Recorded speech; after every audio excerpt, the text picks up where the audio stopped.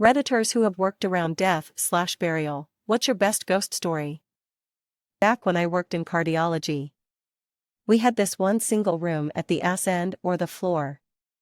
We'd put palliative patients or patients that needed isolation in there. I swear 3 different patients in the years I worked there told me they had woken in the middle of the night and seen an old man and a little girl holding hands, both standing at the foot of the bed, doing nothing.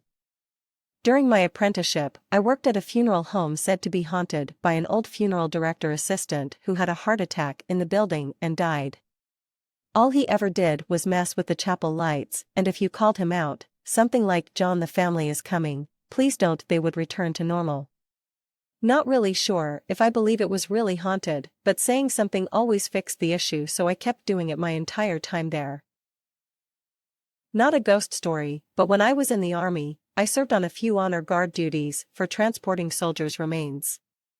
One time we were taking Korean War-era remains that had been uncovered in Korea and transported to the USA for identification. For most of the remains, the transfer cases, industrial aluminum caskets, were very light, like you'd expect with 40-year-old remains. A couple of the cases were heavy, like a couple 100 pounds. I've never stopped wondering what was in those cases. It wasn't 40-year-old bones.